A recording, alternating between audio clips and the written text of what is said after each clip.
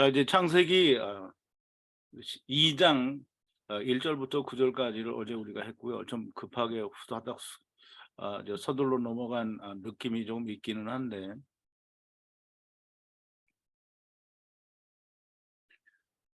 아, 우리가 이 2장 10절을 좀 시작하기 전에 1절부터 9절까지를 좀 간략하게 좀 짚고 이렇게 넘어가도록 할게요.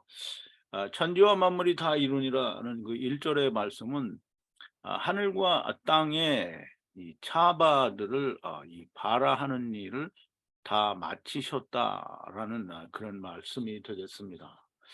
그냥 무슨 천지와 만물을 다 이루셨다라는 그런 말씀이 아니고요.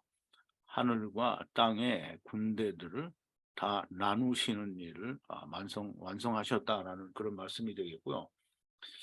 이제 6일째까지 창세기 1장에서 모든 일을 다 마치셨으므로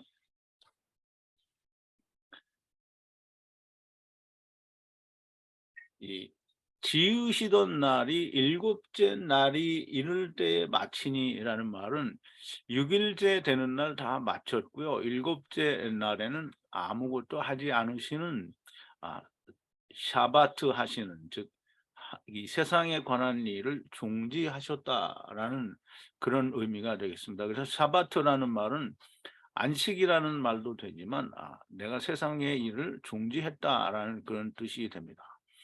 그러므로 하나님께서 율법으로 안식일을 지키라고 하실 때 세상 일에 대해서는 전혀 하지 않는 것이 안식일입니다.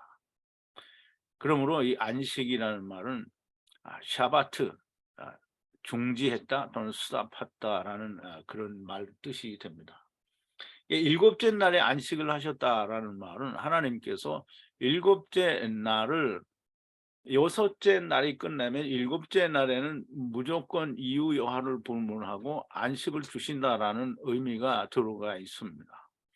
그러나 이제 날이 있는 동안에는, 즉 낮과 밤이 있고 해가 계속되는, 우리가 육신이 70년, 80년을 살고 또 길면 90년, 100년도 살지만 육신이 살아있는 동안에 날이 있고 빛과 어두움이 있는 그 때에 우리가 일곱째 날에 들어가는 것을 배우지 못하면, 일곱째 날에 이르지 못하게 되면 결국은 그냥 육신을 지불하는 사백세겔이 이루어지므로 자동으로 자기의 일을 마치게 되는데요. 그걸 샤바트라고 하는데요.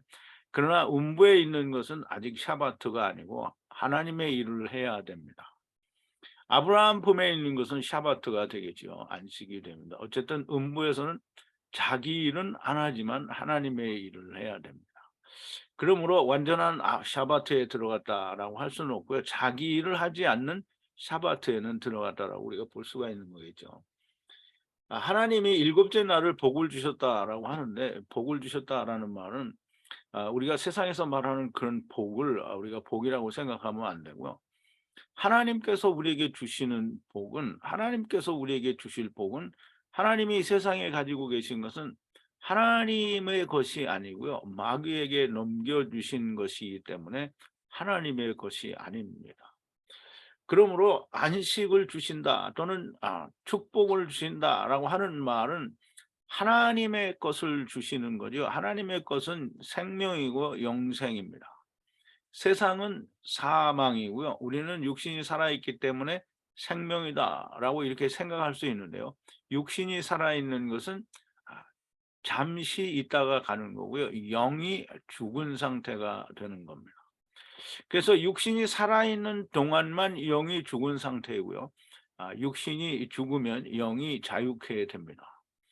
우리가 누가복음 8장 55절에 소녀야 일어나라 달리다쿰 하시는 주님의 말씀을 통해서도 너무나 명백하게 육신이 죽으면 영이 육신으로부터 나온다라고 하는 것을 명확하게 우리가 다 배우고 이해를 했습니다.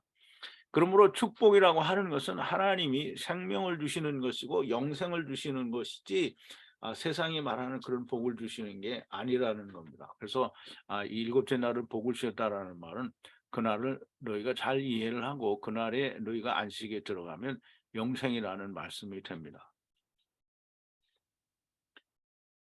일곱째 날에는 이후 여하를 불문하고 우리가 이 안식을 이루었든지 즉 카탄이 되었든지 가돌이 되었든지 그것과는 상관이 없이 일곱째 날에는 무조건 안식을 주는 겁니다.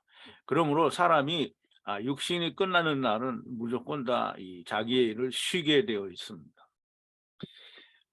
창세기 1 장에서 있었던 모든 이야기들을 하나님께서 일목요연하게 말씀을 하셨고요. 창세기 1 장에서는 창조의 전반적인 것을 다 설명을 하시고 이 땅의 모든 만물에 하나님께서 하나님의 신성을 알 수 있는 그 하나님의 뜻을 담아 놓으셨다라고 하는 것을 우리가 너무나 명백하게 이해할 수 있었고요.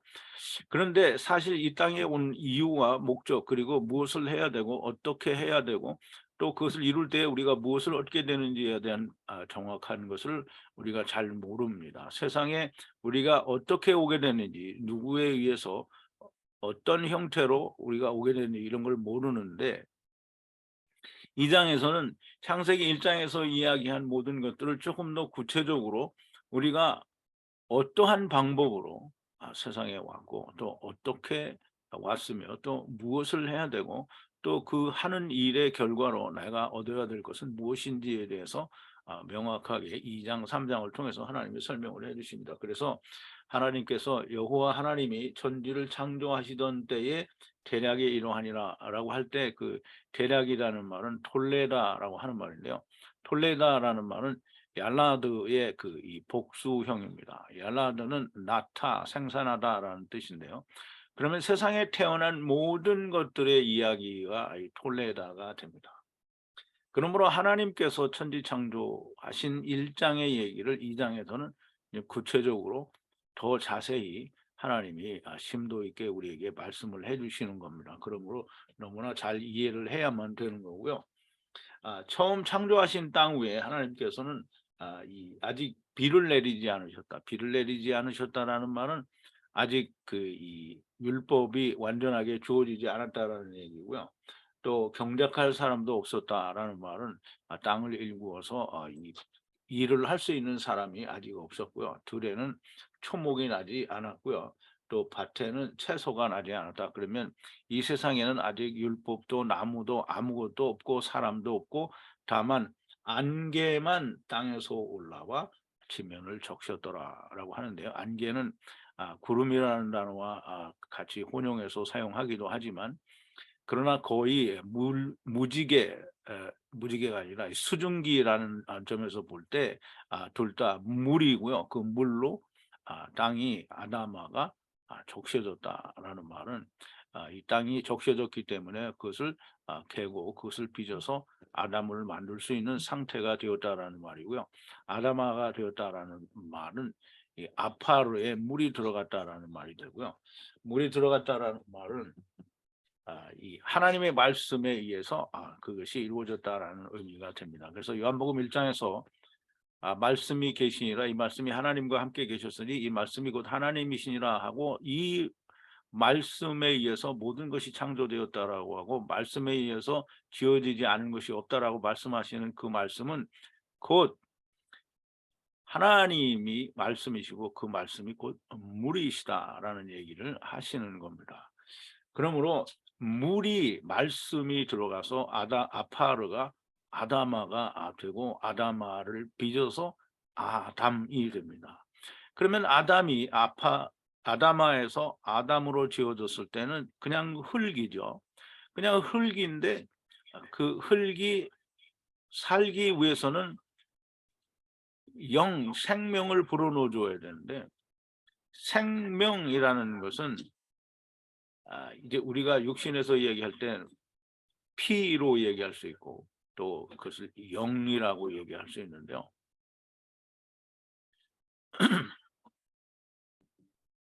아 흙이 살기 위해서는 하나님이 생명을 불어넣어 주시는데 그 생명은 아 호흡이라는 말로 이 창세기 2 장에서는 설명을 하는데요. 호흡이라는 말은 네사마라고 합니다. 이 네사마는 호흡인데요. 그게 생명이 되는 건데요. 그 네사마가 생명이 되기 위해서는 하나님이 거기에 루아흐 영을 불어넣어 주셔야 호흡이 되고 네샤마가 되는 겁니다. 그래서 성경에서는 보면 네샤마나 루아흐를 혼용해서 같이 사용할 때가 많이 있습니다.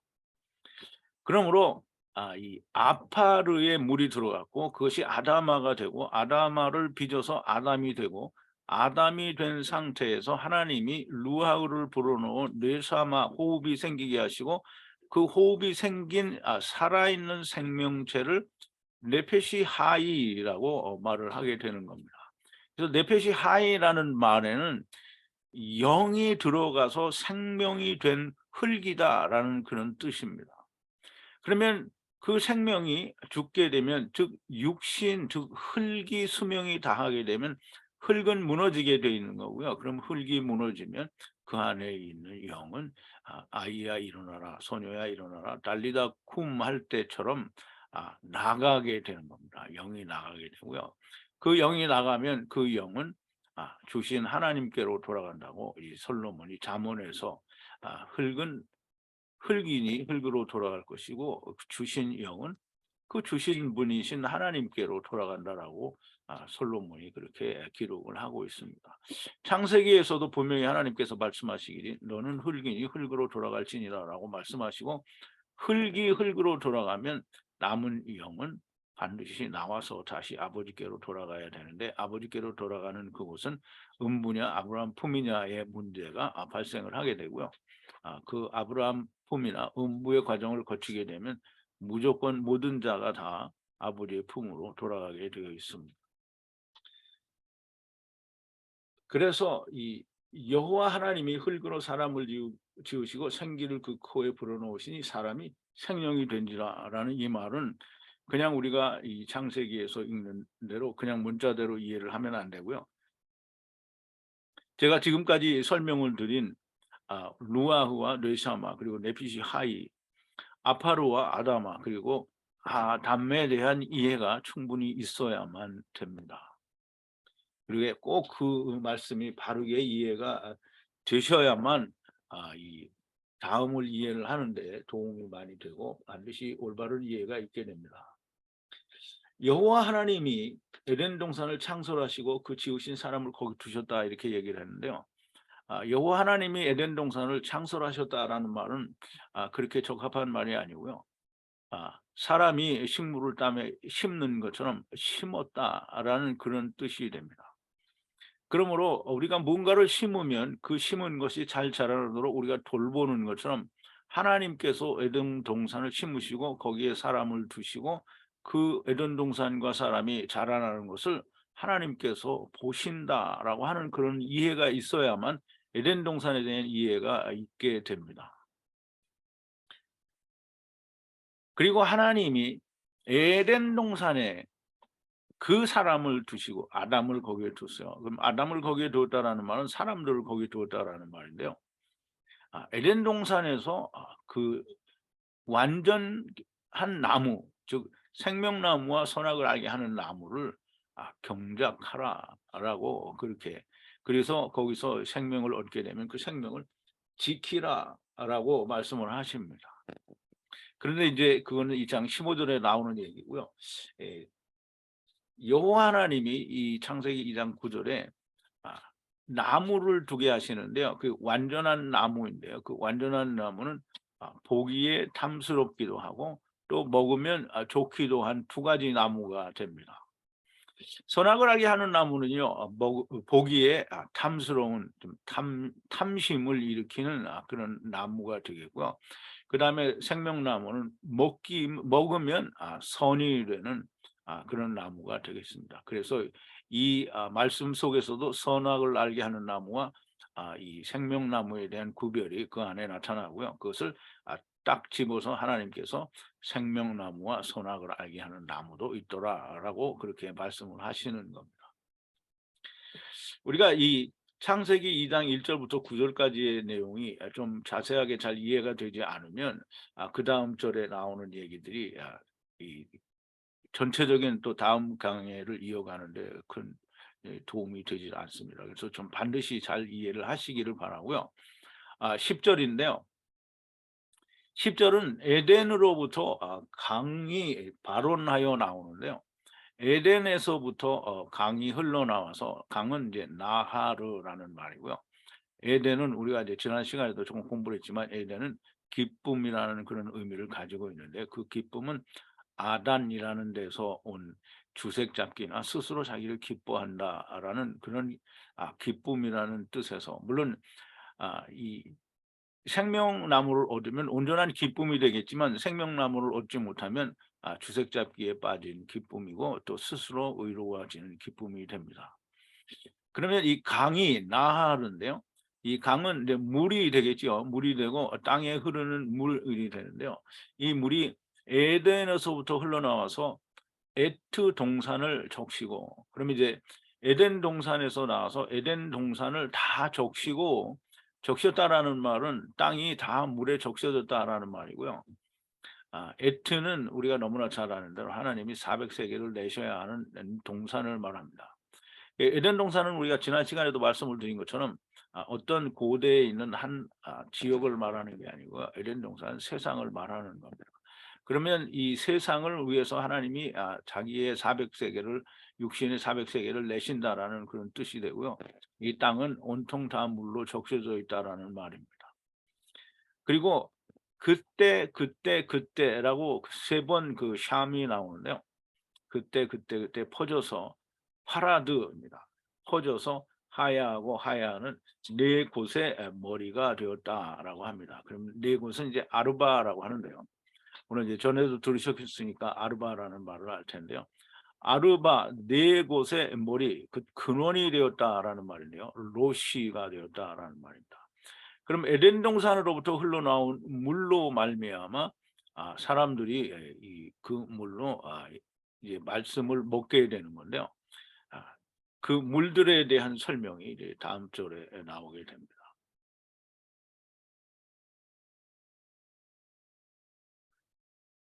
이제 앞에 설명을 드린 대로 강이 에덴 기쁨의 동산에서 나와 에트 동산 울타리 쳐진 동산을 말하고요.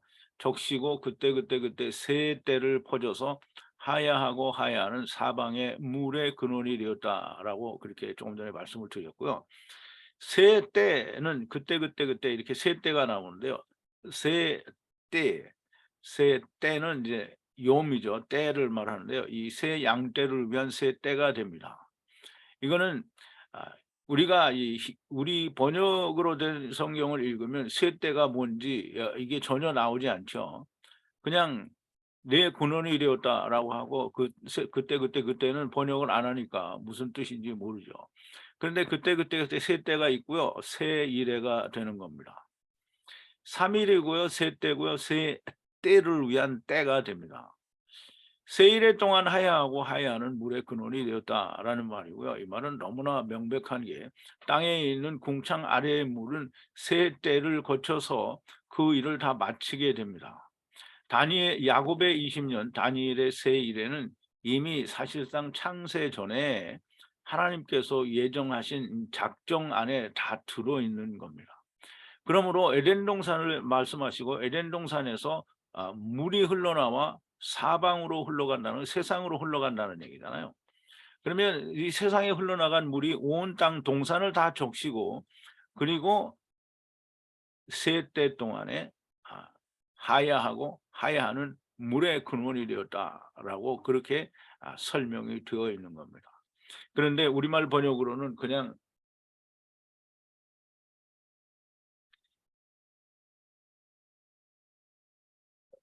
강이 에덴에서 발원하여 동산을 지시고 거기서부터 갈라져 내 근원이 되었다 이렇게 말을 해버리니까 지금까지 제가 설명을 드린 거는 히브리 원어에 있는데 우리가 전혀 알 수가 없는 내용이 됩니다. 그럼 이제 11절에는 그 네 근원이 된 하나의 강에 대해서 이야기하는데요. 물론 첫째 강이다 이렇게 번역을 해도 크게 달린 말은 아닌데요.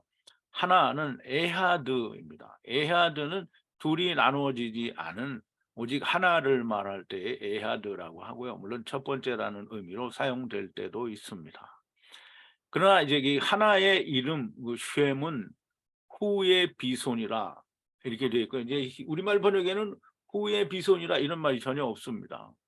근데 히브리 원어에는 너무나 명백하게 후의 비손이라 이렇게 되어 있고요. 후는 우리가 창세기 28장에서 야곱이 우물에 있는 그 돌을 옮기는 자라고 할 때 후를 우리가 이 돌을 옮기는 자, 곧 예수 그리스도, 곧 장래 우리의 예수가 되실 그 후 돌을 옮기는 자라는 의미를 우리가 그때 이해를 하게 되는데요. 이 얘기는 창세기 2장 11절에도 분명하게 후가 나오게 됩니다. 그래서 후의 비손이라는 말은 너무나 명백하게 예수 그리스도가 들어있는 비손이라는 뜻이 됩니다. 비손이라는 뜻은 조금 이따 나오게 될 텐데요. 에트 모든 하윌라 땅에 분리하는 그때 금이 에워싸여 있다라는 그런 말이 그런 의미로 기록이 되어 있습니다. 첫째 이름은 비손이라 금이 있는 하윌라 온 땅에 둘렀으며라고 이야기합니다. 이제 금이 있다라고 하는데요. 이 후에 피손이라는 이 후의 강에는 하윌라라는 말은 이제 모래 땅이라는 의미를 가지고 있는데요. 에하드 곧 하나가 되는 강의 이름은 후에 피손이라, 피손은 퍼진다라는 그런 뜻을 가지고 있습니다. 그래서 후에 피손 강이라는 거죠. 피손 물이라는 그런 의미를 우리가 생각할 수 있습니다. 에트 모든 하윌라라는 말인데요. 에트, 하나님께서 400세계를 내야 하는 모든 하윌라 땅인데요. 하윌라는 2341이 그 스트롱 코드가 하윌라인데요. 2342 혹은 2344에서 유래가 되었는데요. 그게 훌이라는 이 발음을 가지고 있는데요. 이 훌이라는 단어는 모래라는 뜻이 있습니다. 그래서 하윌라 땅은 모래 땅이라는 말이고요. 모래 땅이라는 말은, 모래는 우리가 너무나 잘 알듯이 하나님께서 이 아브라함의 후손을 바닷가의 모래와 같이 많게 하겠다라고 했으므로 모래라는 땅은 인간이 사는 땅을 말합니다. 분리하는 그때에 금이 에워싸져 있다라고 해서 그 하윌라 땅에는 금이 있고요. 그 하윌라 땅에 있는 금에 대해서 이제 12절에서 설명을 하게 되는데요.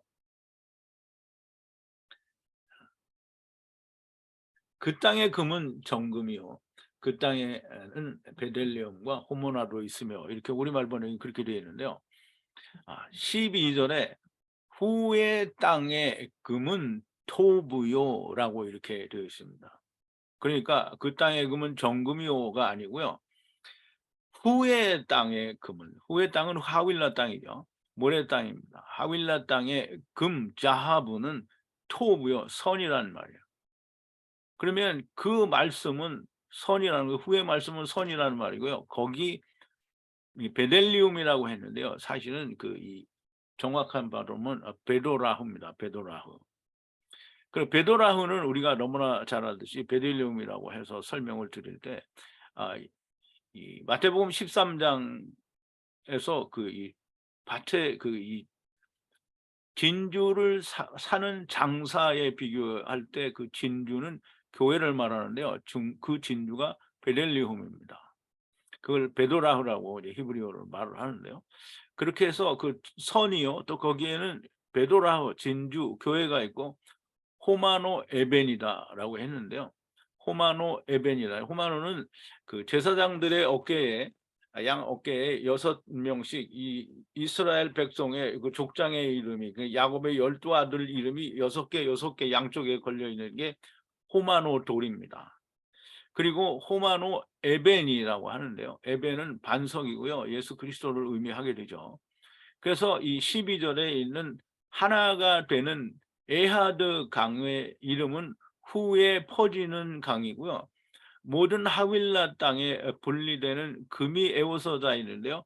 그 금은 뭐냐면 후의 땅에 있는 금은 토부요. 거기는 진주와 이 율법이라고 하는 반석, 즉 아직은 출애굽기에서 나오지 않았지만 분명히 에벤은 예수 그리스도를 나타내는 반석입니다. 이 첫 번째 강, 즉 하윌라 땅을 흐르는 이 그 첫 번째 강 비손강은 이런 의미를 가지고 있습니다. 하나가 되는 강에 피숑강이 흐르는 땅이 그러면 토부이고요. 거기는 베들레헴 진주와 호마노 반석도 있다라는 말씀이 요약이 되어 있는 겁니다. 자, 이제 13절로 가는데요. 13절은 둘째 강의 이름은 기혼이라 구스 온 땅에 둘렀고라고 얘기를 하는데요. 두 번째라는 말은 쉐니라는 말인데요. 쉐니는 둘로 나뉘었다라는 그런 의미를 가지고 있습니다. 쉐니 강의 이름은 후의 기혼이라 에트 모든 구스 땅에 에워싸였다. 이 에워싸였다라는 말은 이게 온전히 거기에 다 쌓여 있다라는 말인데요. 우리가 이 말을 좀 잘 이해를 해야 됩니다. 둘로 나뉘는 강, 쉐니는 둘로 나뉘는 강의 이름은 후의 기혼인데요. 기혼이라는 말은 기아흐 라는 단어에서 유래가 되는데요. 그 1518 이 기아흐인데요. 해산의 수고 또는 끄집어내다에서 유래가 되었고요. 에트 모든 구스 땅에 에워싸였다. 이 말은 이 물이 하나님의 말씀이 세상에 나와서 나뉘어졌다, 좀 끄집어내졌다. 즉 다시 말하면 후에 그 이 둘로 나뉘는 강은 하늘로부터 이 세상에 나온 우리들이 하나님의 나라로부터 세상에 분리되어져 나왔다라는 이 말씀이 되는데요. 그것은 아담으로부터 분명히 우리가 이 떨어져 나온 둘로 나뉘어져 나왔다라고 하는 의미를 이야기해 주고 있는 것으로 보이고요.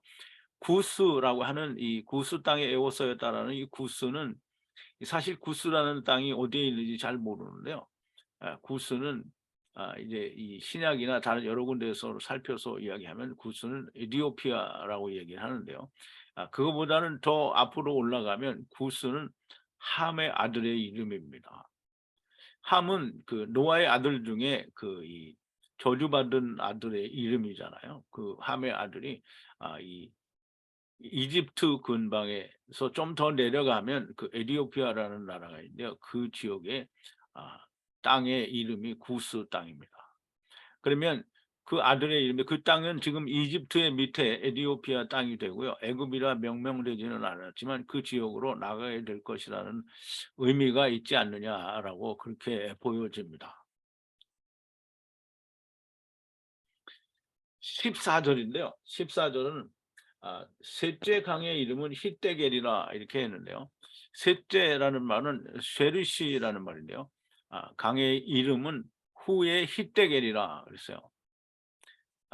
이 셋으로 나뉘어졌다라는 말은 셋이 하나가 되어야 된다라는 의미를 주시기 위해서 이게 둘로 나뉘어진 것은 다시 하나가 되어야 된다라는 의미가 나뉘어져 있고요. 셋째 강이라면 셋이 된 강은 후에 히데겔이라고 고대 아슈르로 걷는 강이라 이렇게 되어 있거든요. 그러면 우리가 이 말을 좀 잘 이해하려고 하면 후에 히데겔이라고 했는데 여전히 이 강들은 다 후의 강입니다. 후의 강은 히데겔이라고 했는데요. 히데겔에 대해서 그리고 아슈르에 대해서 우리가 조금 이해를 해야 되는데요.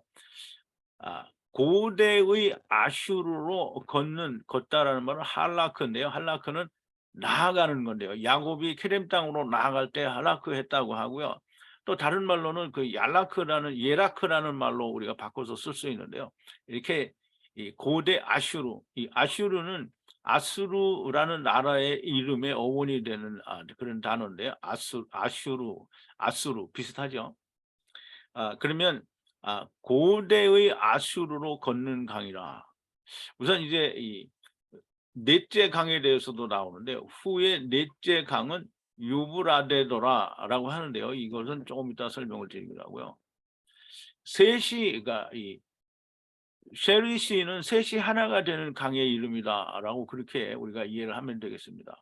셋이 하나가 되는 강의 이름은 후의 히데겔인데요. 히데겔은 울타리 안에서 문으로 들어가려고 말씀이 이루어져서 30이 이루어지는 게 되는 강입니다. 그러므로 이 고대의 아슈르라는 그 아수르 나라를 말한다고 볼 수도 있으나 여기서는 태초의 땅이 됩니다. 즉 다시 말하면 태초에 우리가 아버지께로부터 떠나온 곳으로 돌아가서 다시 아버지께로 돌아가는 그런 강이 된다라는 말씀입니다. 그래서 이 셋째 강은 후에 히데겔, 즉 아버지와 아들과 내가 하나 되는 것이 이루어지는 거고요. 둘은 역시 둘째 강은 둘로 나뉘어진 것이 하나가 돼야 된다라는 그런 의미를 가지고 있습니다. 그러면 이제 넷째 강에 대한 이해가 있어야 되는데요. 넷째 강은 아 넷 그 레비는 라바라는 단어에서 유래가 됐고요. 또 라바는 아르바 넷이라는 뜻을 가지고 있습니다. 그러면 이 넷째 강은 유브라데더라. 그런데 유브라데더라 하는 이 말을 우리가 좀 이해를 해야 되는데요.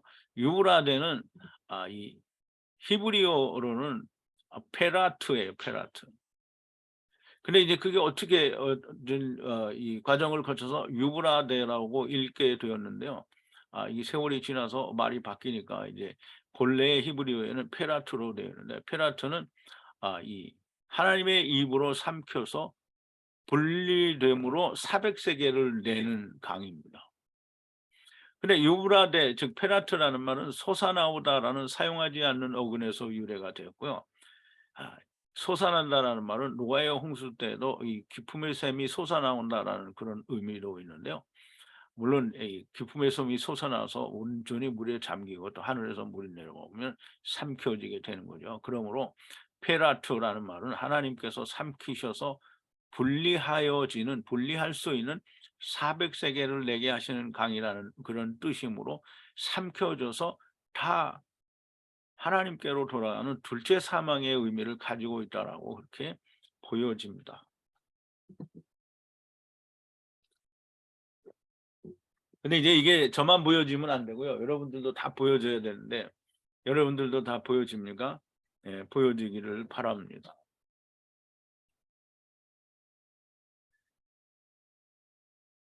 자, 이제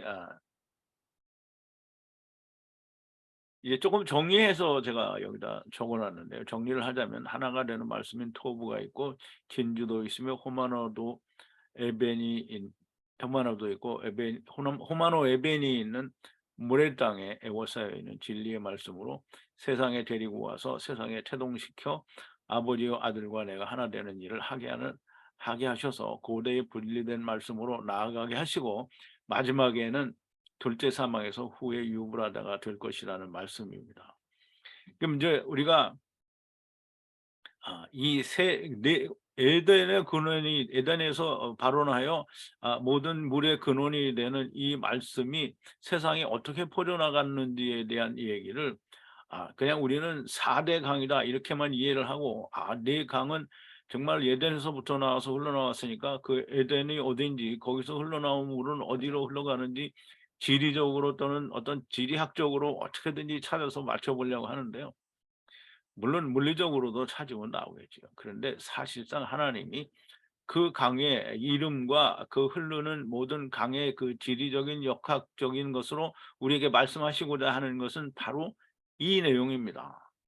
하나님의 말씀이 세상에 와서 둘로 나뉘고 또 그것이 하나가 돼서 하나님의 나라, 케뎀 땅으로 돌아가야 되는데, 케뎀 땅으로 돌아가지 못하게 되면 결국은 하나님이 삼키시게 될 거다라는 내용으로, 하나님은 이 네 강에 대해서 에덴 동산에서 선악을 알게 하는 나무와 완전케 하는 생명나무를 경작하기 전에 지금 이 물에 대해서 하나님이 설명을 하시는 겁니다.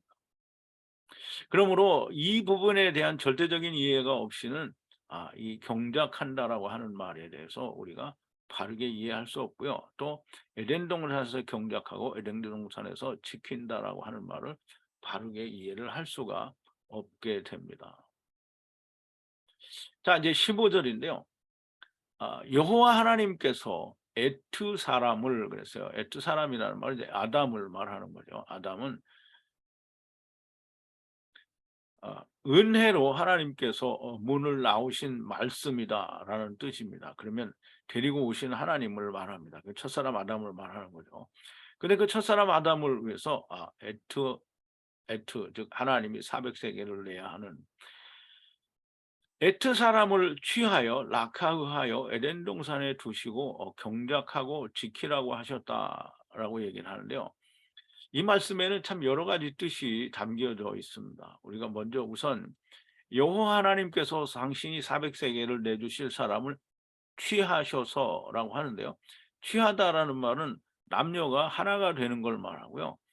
이 남자가 여자와 만나서 하나가 되는 것을 취한다라고 얘기를 하고요. 그러면 하나님이 하나님을 취한 건 아내로 취하는 게 아니잖아요. 그럼 하나님께서 당신이 400세겔을 내주실 그 사람이 곧 당신이라는 말이에요. 취하여서 하나가 되잖아요. 그러면 그가 하나가 되어서 아담이 세상에 오셨다라는 말은 그 안에 내놓을 다른 것들이 많이 있다라는 의미도 가지고 있습니다. 에덴 동산에 두시고 에덴 동산에 두셨다라는 말은 에덴 이게 야나흐라는 말인데요. 에덴 동산은 하나님께서 고대의 땅에 심으신 거고요. 우리가 이제 지난 시간에 얘기한 것처럼 에덴 동산은 이 세상 어디에 우리가 알지 못하는 곳에 있는 게 아니고요. 에덴 동산 자체가 이 세상입니다. 기쁨의 동산이고요. 이 모든 결과는 이 동산은 이 기쁨을 가져오게 돼 있고요. 그러나 기쁨이 오기 전에는 다 스스로 주색 잡게 하는 땅이고요. 스스로 자기를 의롭다고 하는 그래서 기뻐하는 그런 땅이 됩니다. 그런 땅을 하나님께서 고대에 즉 태초에 땅에 심으신 것이지 이게 무슨 어떤 울타리를 물론 이제 그런 걸 다 심었다라고 말을 할 수는 있겠지만 어떤 특별한 지역에 있는 게 아닙니다. 심었다라는 말은 아까도 설명을 드린 부분이 있는데요. 심었다라는 말은 거기에 심고 거기에서 모든 것이 잘 자라도록 돌보셔야 한다라는 그런 의미가 있습니다.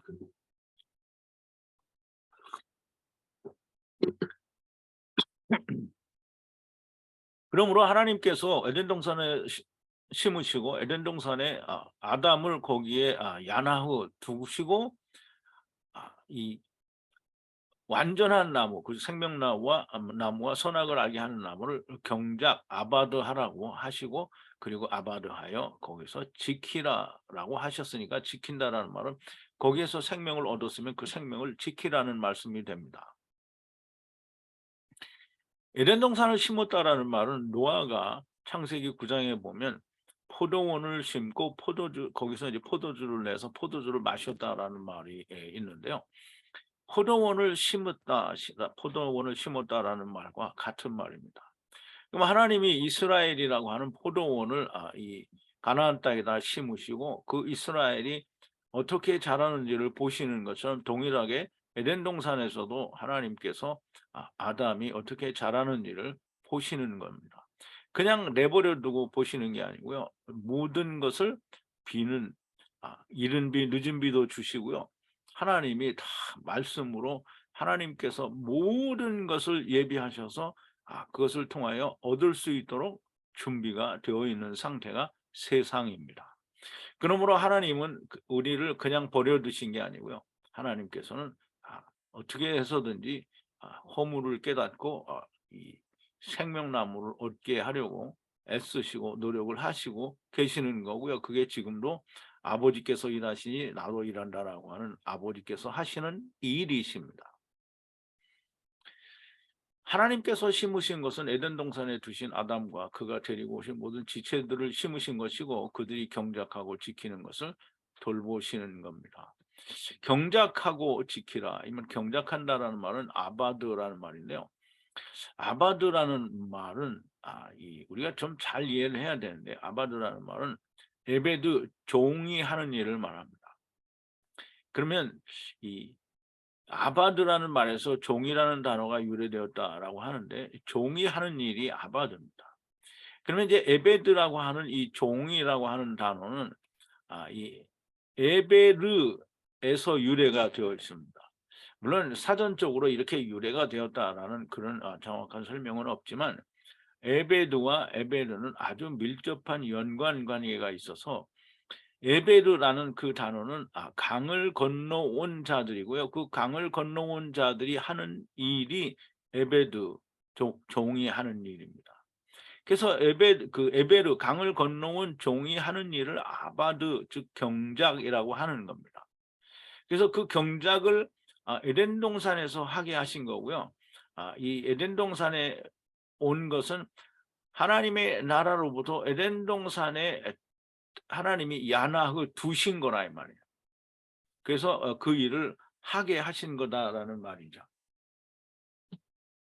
자, 이제 강을 건너온 종들이 하는 일은 에덴 동산에서 완전한 나무를 아바드하는 것인데, 선악을 알게 하는 나무를 열심히 해보고 인생이 허무한 것, 아무리 해도 이룰 수 없는 것을 깨달아 생명나무를 주시면 먹고 자기 생명을 지키라는 게, 그게 다스리며 지키라는 말로 기록이 되어 있는데, 경작하고 아바드하고 지키라는 말이 됩니다.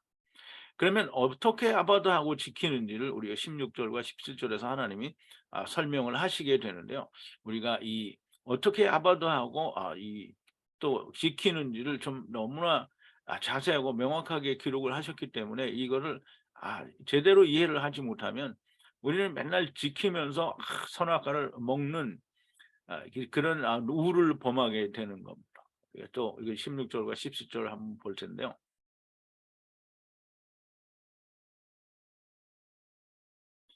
16절인데요.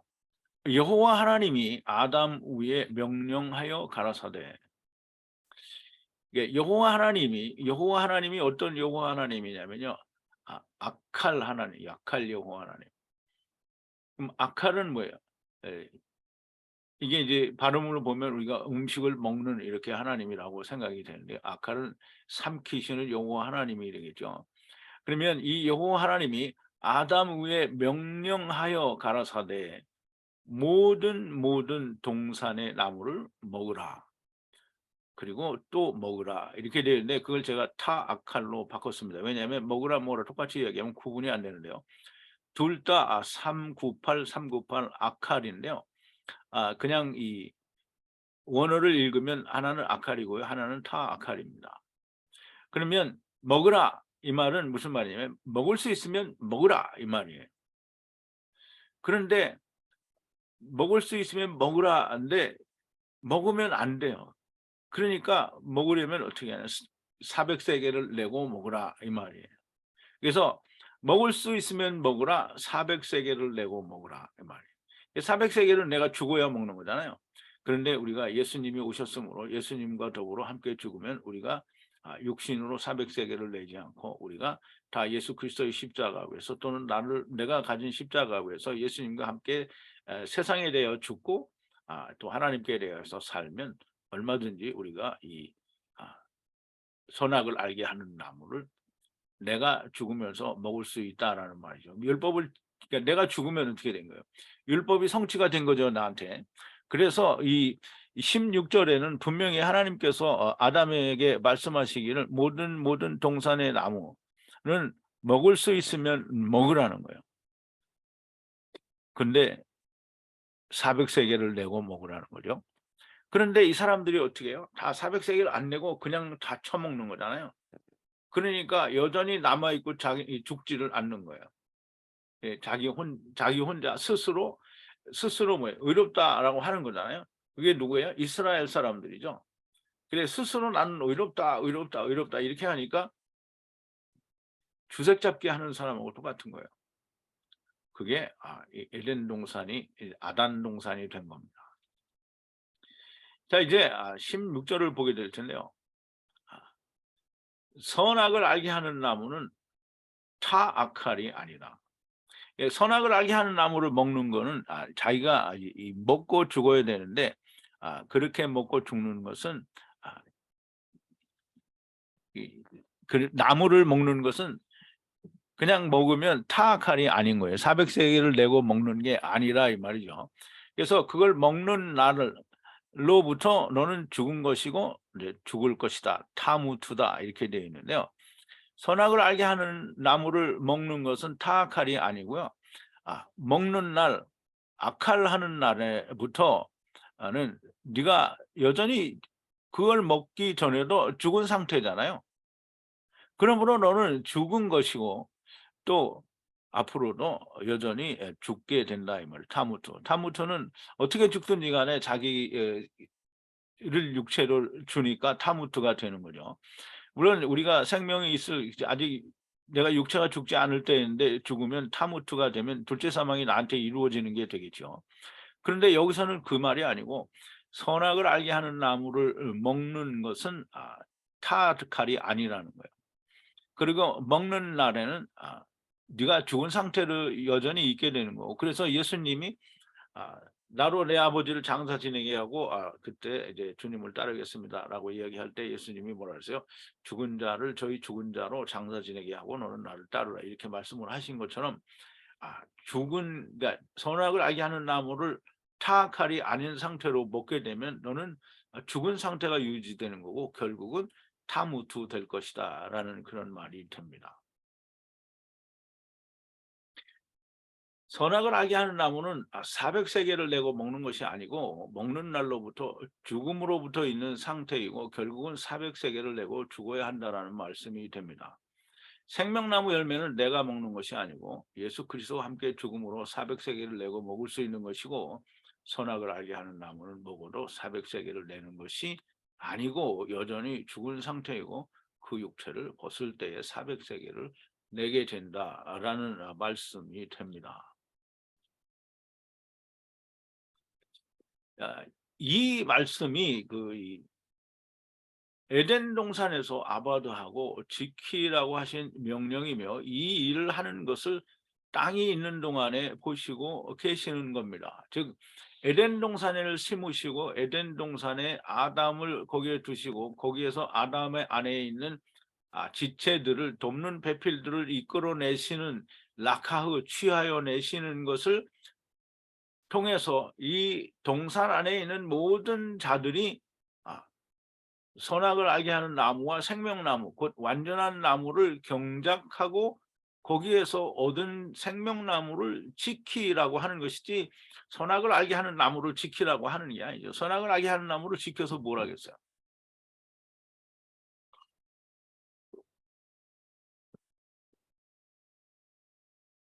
이 땅이 있는 동안에 보시고 계시는 것이고, 여기 에덴 동산을 심었다라는 말은 그 동산에서 일어나는 일을 지금 하나님이 보고 계신다라는 말이고요. 새 이래 동안 네 강에서 새 이래 동안에 그 네 강을 하게 되는 거니까 새 이래 동안에 새 때 곧 3일 동안에 그걸 보신다라는 말이고요. 에덴 동산을 심으셨다라는 말은 포도원도 심으셨다. 네, 무엇이든 심으셨으니 잘 자라는 일을 보시는 것이고 그것이 하나님이 하시는 일이고 때를 따라 물을 주시고 성령을 주시는 것 외에는 사실상 세상의 일에 대해서는 하나님이 아무 일도 간섭을 하지 않으신다라는 말이 됩니다. 제가 원래는 이 20절까지 준비를 하려고 했는데요. 이게 하다 보니까 좀 길 것 같아서 이게 이 17절까지 이렇게 준비를 했는데요. 여러분들이 이 부분에 대해서도 1절에서 마찬가지로 1절부터 9절까지에 있는 말씀과 마찬가지로 정말 아주 창세기 1장에서도 아주 깊은 이해가 있어야 되겠지만 여기도 여전히 아주 깊은 이해가 있지 않으면 정말 이 창세기 4장에 있는 이야기들을 이해할 수 없게 되고요. 그 나머지도 잘 이해가 되지 않을 수 있습니다. 어쨌든 우리가 처음 이 창세기 1장부터 50장까지 조금은 우리가 많이, 조금이든지 많이든지 좌우지간 지금으로 봐서는 많이 부족했던 것 같은데 그때는 조금 부족하다고 생각이 되었던 것 같아요. 어쨌든 많이 부족했었지만 이게 오늘 우리가 이렇게 새롭게 이 창세기 1장부터 50장까지 히브리 원어를 다시 공부를 하면서 정말 우리가 많은 것들을 우리가 알게 되고 깨닫게 되면 좀 더 하나님의 말씀에 대한 어떤 시각과 또 보는 이해도가 많이 달라졌다라고 하는 것을 느끼게 됩니다. 저만 느끼지 않고 여러분들도 다 똑같이 잘 느끼는 그런 강해가 되고 또 여러분들에게 은혜가 되었으면 좋겠습니다. 오늘은 여기까지 하고요. 그다음에 또 다음 주에 또 만나서 말씀을 듣도록 하겠습니다.